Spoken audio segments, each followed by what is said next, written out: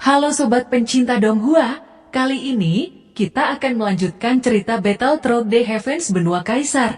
Cerita dan video ini diambil dari channel Nobarta. Tanpa banyak basa-basi, mari kita simak alur ceritanya. Melanjutkan dari cerita sebelumnya, ketika Xiaolong melihat ekspresi terkejut Xiaoli, dia juga memandang Xiaoyan dengan hati-hati sebelum akhirnya Xiaoli mengerti bahwa aura Xiaoyan benar-benar tidak bisa mereka lihat. "Xiaoyan, kekuatanmu," ucap Xiaoli, dan Xiaolong tidak percaya dan buru-buru bertanya. "Aku beruntung dipromosikan menjadi Kaisar Bintang 3, ucap Xiaoyan. Begitu Xiaoyan mengatakan ini, seluruh orang Xio tenggelam dalam keheningan. Xiaolong yang pertama pulih dan berjalan lebih dahulu. Dia menekan kedua tangannya ke bahu Xiaoyan dengan tangan yang berat. Amarahnya dilepaskan secara instan, dan dia merasakan suasana yang tidak dapat dijelaskan melihat Xiaoyan. "Anak kecil, kamu benar-benar mempermalukan kami orang-orang tua. Bahkan pelatihanmu sungguh membuat orang sulit bernafas," ucap Xiaolong. Seluruh orang Xio segera merasakan kegembiraan yang belum pernah terjadi sebelumnya. Apakah ini benar-benar Kaisar Bintang 3? Tidak heran kalau penatua kedua ingin melindunginya. "Kami keluarga Xio akan menjadi sangat kuat," ucap penatua klan Xio dengan kegembiraan penuh melihat bakat yang dicapai Xiaoyan. Menurut tingkat pertumbuhan seperti itu, tidak akan lama lagi orang-orang Xio akan muncul orang kuat yang melampaui semua leluhur mereka. Orang-orang Xio benar-benar dapat mendominasi di wilayah Dizhou yang kuat ini, dan bahkan keluar dari Dizhou untuk pergi ke tempat-tempat yang lebih kuat. Sesaat kemudian Xiaoli mematahkan keterkejutan semua orang. Dia berkata, "Xiaoyan telah resmi menjadi anggota klan Xio sejak hari ini, dan ritual memasuki kebangsaan telah dihapuskan. Masihkah para penatua memiliki pendapat?" ucap Xiaoli mengumumkan dengan suara keras dan menatap para tetua. Semua penatua saling memandang dan mengangguk tanpa ada yang berani keberatan sedikitpun. Kekuatan Xiaoyan saat ini bahkan telah melampaui beberapa penatua. Dan penampilan Xiaoyan di daratan kaisar juga telah diakui di hati para tetua ini. Jika mereka masih bertele-tele hanya karena ritual kebangsaan, mereka sama saja seperti menyia-nyiakan orang dengan pencapaian yang tak terbatas. Pada saat ini Xiao Wutian berdiri dan berkata kepada Xiaoli dan para tetua lainnya, "Sekarang Xiaoyan telah memasuki klan. Sesuai dengan aturan orang-orang Xio kami, bagi anggota yang mampu berperang melawan Kaisar Bintang 3 akan menjadi penatua baru dari orang-orang Xio," ucap Xiao Wutian. "Dan ini adalah penatua termuda dalam sejarah orang-orang Xioku. Hahaha, semuanya beri sapaan terhadap penatua baru kita," ucap Xiaoli. Setelah Xiaoli mengatakan, para penatua dan murid orang-orang Xio segera menyapa Xiaoyan dengan sangat bangga. Sesaat kemudian Xiaoli menepuk pundak Xiaoyan. Dia berkata, "Xiaoyan, kamu akan menjadi penatua saya di keluarga Xio," ucap Xiaoli. "Xiaoyan akan mengambil tanggung jawab para tetua. Kondisi Anda belum pulih. Aku akan membantu Anda kembali dan beristirahat," ucap Xiaoyan. Xiaoli tersenyum dan menganggukkan kepalanya, memutar kepalanya dan berkata kepada orang banyak, "Ayo pergi dari sini," ucap Xiaoli. Setelah semua orang memberi hormat kepada Xiaoyan, mereka secara bertahap bubar. Setelah Xiaoyan menenangkan Xiaoli, dia kembali ke kamarnya menghela nafas panjang duduk di tempat tidur. Pagoda emas berkedip keluar di tengah ruangan memancarkan sinar cahaya emas yang sangat terang. Tubuh Xiaoyan berubah menjadi sinar cahaya dan menembus ke pagoda emas yang menggantung di udara. Begitu Xiaoyan masuk, seluruh menara meraung samar dan sosok Zanlao segera muncul di sisi Xiaoyan. "Sepertinya panen ini tidak kecil," ucap Zanlao berkata kepada Xiaoyan sambil tersenyum. Pada saat ini perjalanan Xiaoyan tidak hanya memperoleh roh iblis peringkat kelima, tetapi juga dapat metode rahasia untuk melatih jiwa yang diberikan Kaisar Iblis Darah. Dan pada saat yang sama dia sudah dipromosikan ke Kaisar Bintang 3. Setelah kembali ke keluarga Xiao, mereka juga secara acak tidak sengaja mendapatkan api langit. Meskipun hanya api langit ke-23, itu juga merupakan 3 keajaiban. Kamu tidak bisa menyerap roh hantu ini untuk sementara waktu. Energinya terlalu besar dan tubuhmu masih belum bisa menahan roh hantu tingkat 5, ucap Zanlao. Xiaoyan mengangguk. Dia juga memahami bahwa tubuhnya sangat rapuh di hadapan pembatasan kekuasaan yang kuat di benua ini. Dan dia hanya bisa menghela nafas memasukkan hantu ke dalam tubuhnya sendiri. Sekarang yang harus kamu lakukan adalah merendam tubuh fisik untuk meningkatkan kekuatan tubuhmu. Dan bersiap untuk menyerap darah iblis. Kamu harus tahu bahwa darah iblis berbeda dari peleburan esensi darah, ucap Zanlao. Ketika Xiaoyan sedang melelehkan esensi darah sebelumnya, dia mengetahui bahwa hanya iblis yang dapat menyerap seger roh. Dan dia tahu bahwa dia akan memiliki darah iblis cepat atau lambat. Dia pikir itu akan sama dengan melelehkan esensi darah. Dan kemudian pergi ke kolam darah dengan beberapa metode rahasia untuk menerima rasa sakit dan penderitaan. Tetapi setelah mendengar kata-kata Zanlao, hal ini sangat berbeda dengan melelehkan esensi darah. Dan sepertinya terdapat persyaratan khusus lainnya. Apa yang penting? Tanya Xiaoyan dengan gugup. Dengan darah klan iblis, Xiaoyan mencicipi kekuatannya. Dan dia secara alami menantikan darah klan iblis. Untuk menyerap darah suku iblis, diperlukan 2 kondisi yang diperlukan. Syarat pertama adalah aku akan menyiapkannya untukmu. Dan kamu harus sangat meningkatkan kekuatan fisikmu. Tanpa kekuatan fisik yang memadai, itu tidak akan bisa diserap, ucap Zanlao. Seberapa kuat kekuatan fisik yang dibutuhkan untuk menyerap darah iblis? Tanya Xiaoyan. Itu pasti memiliki kekuatan fisik seorang petarung bintang 5 biasa, ucap Zanlao. Apakah ada cara untuk mengeraskan tubuh dengan cepat? Tanya Xiaoyan. Sekarang yang saya tahu adalah Anda bisa lebih banyak berlatih tubuh semerawut Anda. Tetapi Anda tidak bisa mempercepat terlalu banyak. Saya khawatir saya harus menunggu Anda mencapai 5 bintang, ucap Zanlao menghela nafas. Xiaoyan dengan enggan mengikuti Zanlao menuju pusat lapisan pemurnian. Dia melihat sosok Longyan yang duduk meditasi. Tampaknya dia sangat trauma di kuburan iblis. Jika tidak mungkin membutuhkan waktu yang lama untuk pulih sepenuhnya. Xiaoyan tidak mengganggu Longyan. Perlahan berjalan ke samping dan duduk. Setelah waktu yang lama, mata Xiaoyan perlahan-lahan terbuka. Tubuh Xiaoyan mengeluarkan energi putih tebal. Bagi Xiaoyan yang memiliki roh api kekacauan, tidak ada rasa takut terhadap api langit peledak bumi. Segera esensi api langit langsung dilahap oleh Xiaoyan. Begitu api langit ke mulut Xiaoyan, energi berapi-api segera menembus ke dalam tubuh Xiaoyan. Energi ini memenuhi atmosfer bumi dan memberi orang perasaan yang nyaman. Jelas api langit yang menghancurkan dapat memperkuat pertahanan. Meskipun api langit pemecah tanah adalah jenis api defensif dan peringkatnya tidak tinggi, itu tidak berarti bahwa itu tidak memiliki atribut kekerasan.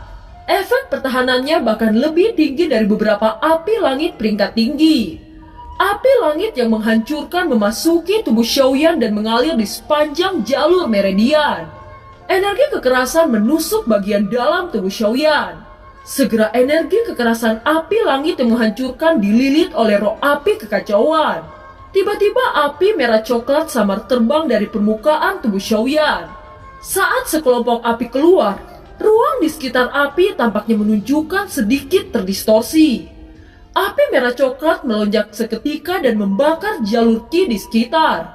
Zanlao menyadari semua ini. Segera kekuatan yang tak terlihat membungkus tubuh Xiaoyan. Pada saat yang sama dia mengisolasi atmosfer kekerasan di sekitar tubuh Xiaoyan. Meskipun api langit ini peringkat 23, itu jauh lebih kuat daripada yang dibayangkan Xiaoyan. Jika tidak ada tubuh suci yang kacau di dalam tubuh Xiaoyan dan kekuatan Zanlao yang melindunginya, mungkin Xiaoyan akan terluka. Xiaoyan memusatkan pikirannya dan mulai mengoperasikan roh api kekacauan. Xiaoyan menjalankan roh api kekacauan untuk memurnikan energi kekerasan dari api peledak. Setelah energi kekerasan itu dihapus, itu menunjukkan tanda-tanda lunak. Selanjutnya adalah penggabungan roh api kekacauan dan api langit.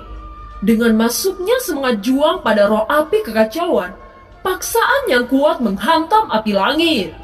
Tubuh Xiaoyan mengalami perubahan yang mencengangkan. Sangat jarang orang yang melahap dua jenis api langit di benua ini. Itu karena api langit di benua ini sangat langka dan sulit bagi orang biasa untuk mendapatkannya.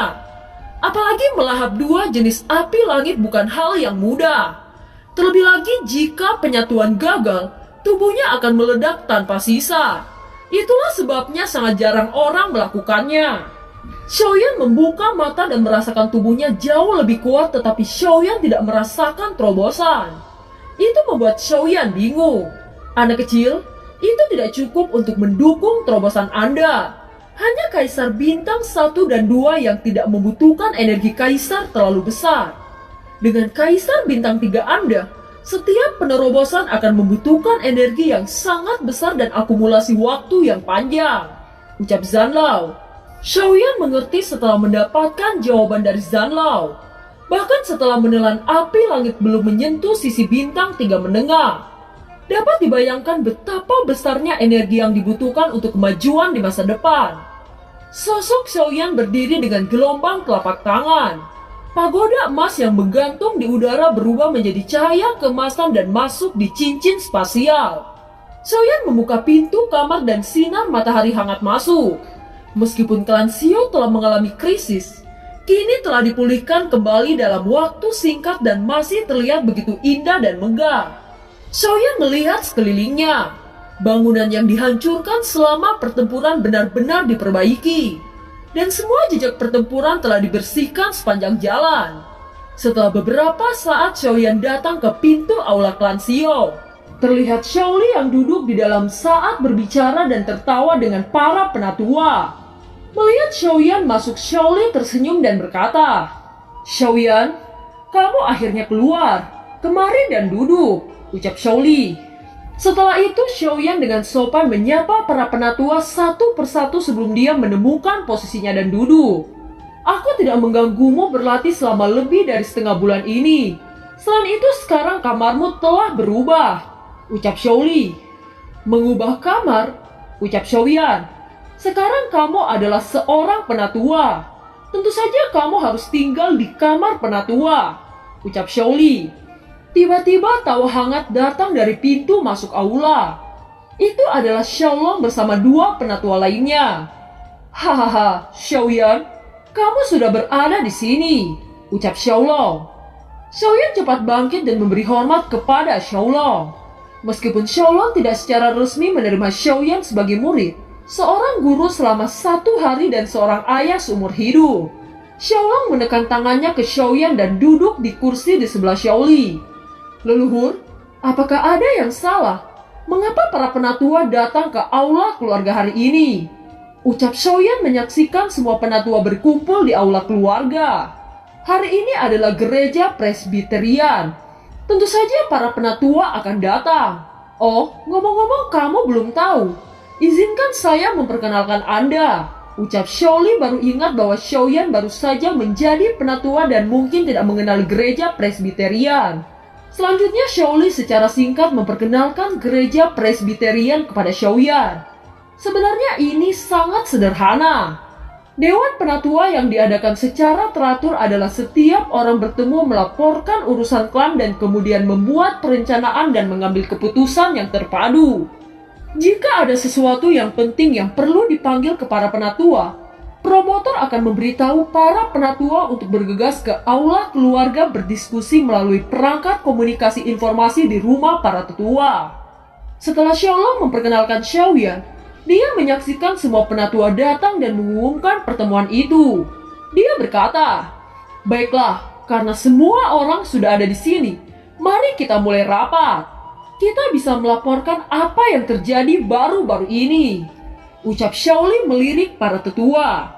"Setelah krisis, semua yang ada di klan pada dasarnya telah pulih," ucap Xiao Wutian. "Hahaha, baik, Sekarang urusan keluarga sepenuhnya diselesaikan. Dan hal berikutnya adalah merayakan pernikahan Xiaoyan dan Xiaoqi. Ucap Xiaoli tersenyum. Apakah Anda memiliki persyaratan khusus untuk pernikahan Anda? Ucap Xiao Wutian memiliki sikap yang ramah terhadap Xiaoyan setelah banyak peristiwa berlalu. Dia mengerti bahwa Xiaoyan bukan orang yang berpikiran sempit. Belum lagi Xiao Wutian adalah anggota keluarganya dan seorang penatua. Jadi Xiaoyan sama sekali tidak membencinya. Aku pikir ini dilakukan secara sederhana. Tidak perlu terlalu agung. Ucap Xiaoyan dengan ekspresi aneh. Bagaimana mungkin tidak dibesar-besarkan? Apakah kamu sadar bahwa kamu sekarang merupakan penatua di klan Xiao kita? Selain itu, pernikahan ini terjadi karena aku menang taruhan dengan Xiaoli. Tentu saja aku tidak rela jika merayakan pernikahan ini dengan cara sederhana. Ucap Xiaolong tertawa terbahak-bahak. Ya, penatua ketiga benar. Ucap para penatua semuanya mendukung. Ngomong-ngomong Xiaoyan, bagaimana praktiknya kali ini? Apakah kamu sudah menggabungkan api penghancur?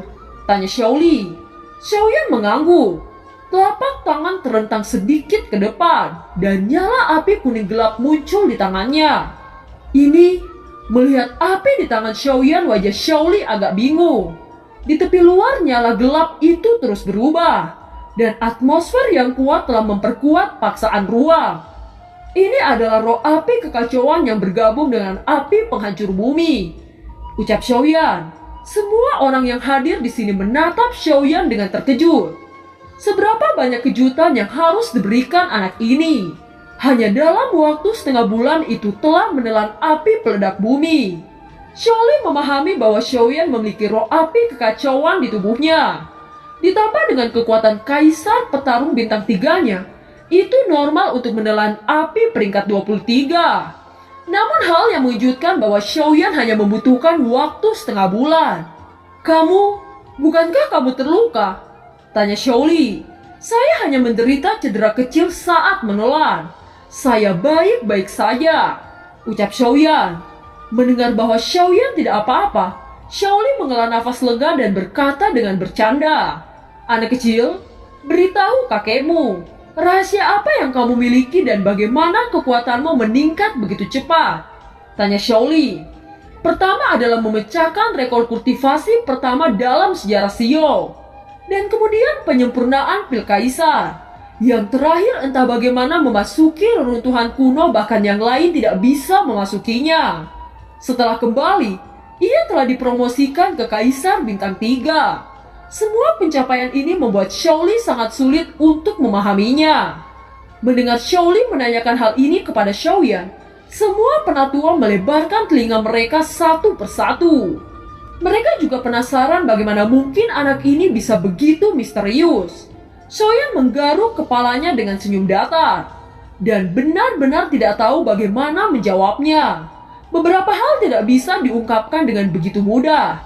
Jika tidak, itu bisa menyebabkan badai berdarah di daratan Dodi. Melihat Xiaoyan tidak mengatakan apa-apa, Xiaoli hanya tersenyum tidak ingin memaksa Xiaoyan. Segera dia berkata, "Baiklah, terkadang setiap orang juga memiliki rahasianya sendiri. Xiaoyan, kontribusimu kepada klan Xiao sangat besar. Karena Anda Kaisar Iblis juga memberikan King Er keterampilan pertempuran tingkat menengah kelas dunia. Bagaimana kakek bisa membalas Anda?" Ucap Xiaoli. "Apa? Keterampilan bertarung tingkat dunia?" Ucap terkejut para penatua. Bagi mereka keterampilan bertarung tingkat dunia adalah mimpi yang jauh. Sesuatu yang mereka impikan. Keterampilan bertarung tingkat dunia bahkan tidak ada seorang pun di seluruh Dizhou yang memilikinya. Mereka tidak pernah bermimpi bahwa suatu hari orang-orang Xiao akan memiliki keterampilan bertarung kelas dunia. Keterampilan yang bisa mengguncang seluruh negara Dizhou. Semua orang memandang Xiaoyan dengan rasa terima kasih. Apakah perlu berterima kasih kepada keluarga sendiri? Ucap Xiaoyan menghibur Xiaoli.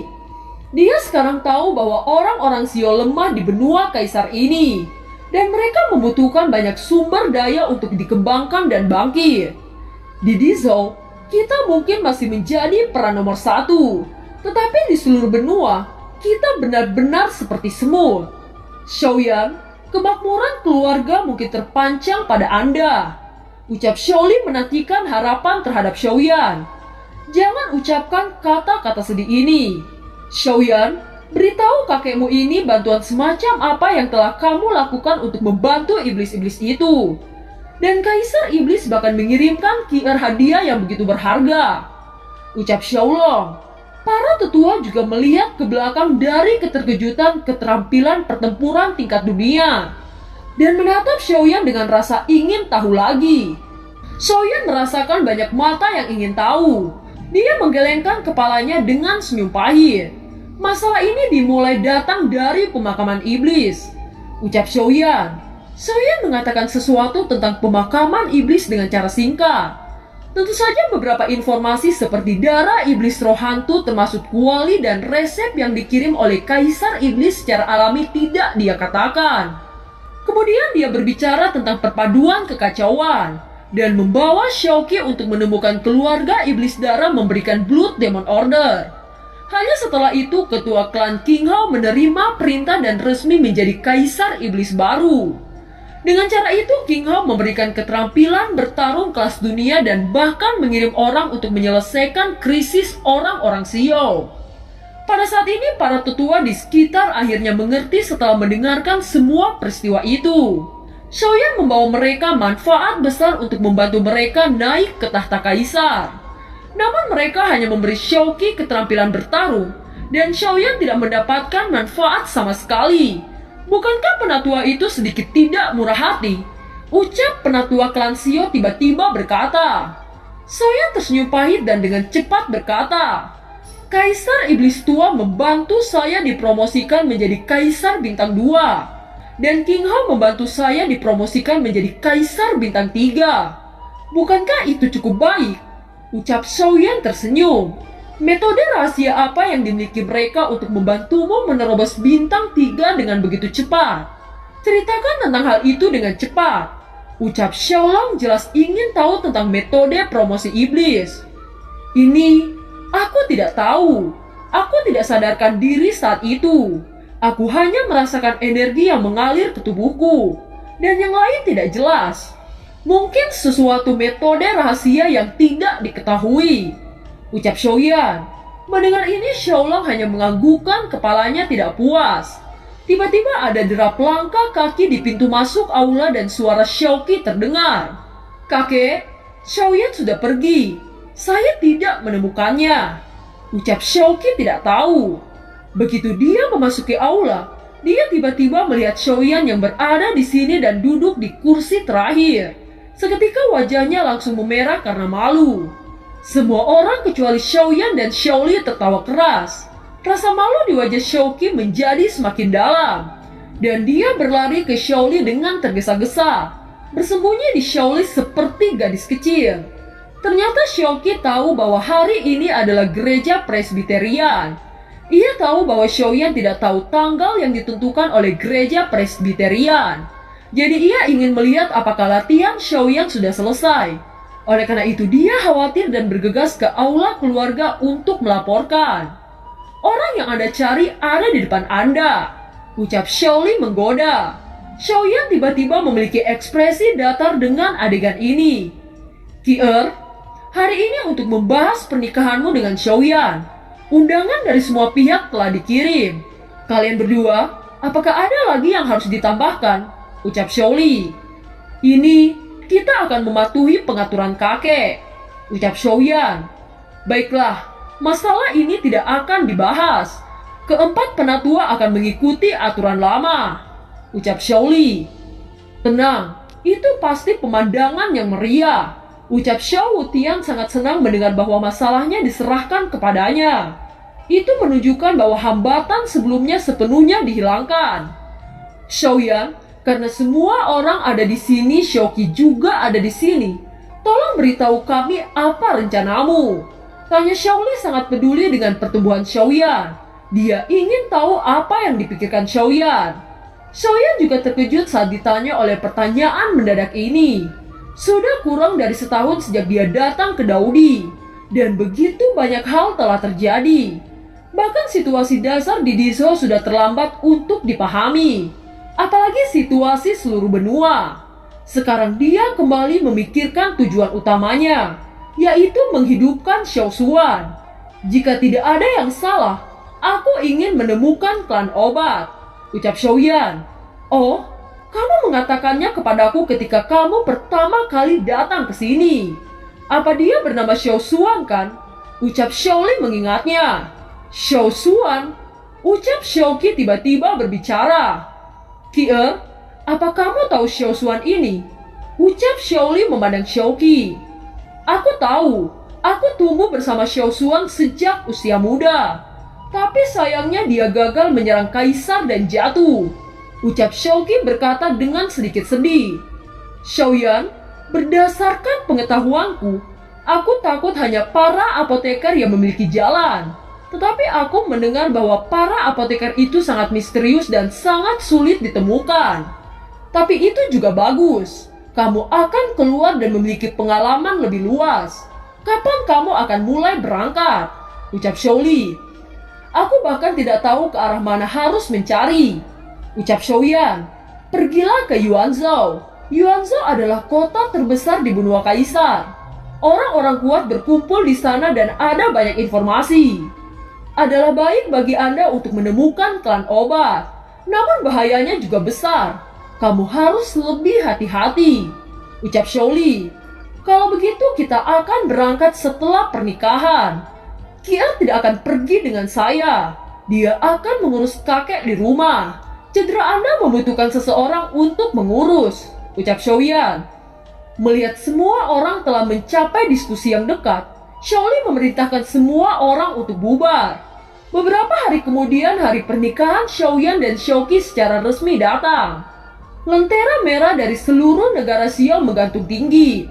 Dan suasana yang meriah dan penuh sukacita merasuki wajah semua orang. Dini hari semua individu kuat di Dizo datang ke Daoxi berturut-turut. Dan kerumunan penuh dengan orang. Xiaoyan mengenakan tudung merah kecil.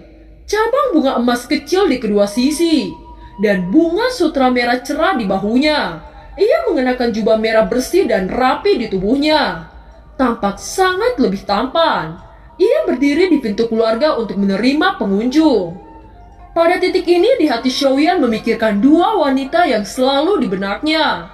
Masih membayang dari waktu ke waktu senyum Sun-er dan Cailin terus melayang di pikirannya. Untuk Xiaoqi, Xiaoyan memang memiliki beberapa bantuan halus dan perasaan tidak jelas. Tetapi jika bukan karena Xiaoli dan Xiaolong yang menyerahkan hidup mereka untuk menyelamatkan diri, dengan karakter Xiaoyan mungkin dia tidak akan setuju. Dan film pun berakhir. Terima kasih telah menyimak dari awal sampai akhir ya. Sampai jumpa.